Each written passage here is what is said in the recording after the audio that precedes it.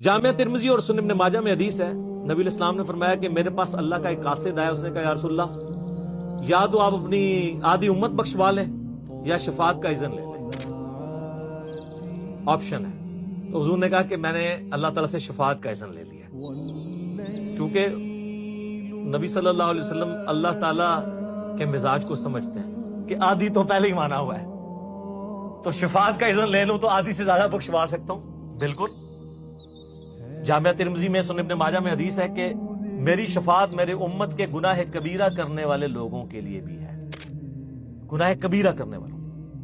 बुखारी मुस्लिम में हदीस है, नबी इस्लाम फरमाया कि जन्नतियों का निस्फ मेरी उम्मत से होगा। और जामिया तिरमिजी और इब्न माजा में हदीस है, जन्नतियों की 120 में से 80 सफ़े मेरी उम्मत से होगी, यानी निस्फ से भी थोड़ा क्रॉस करके।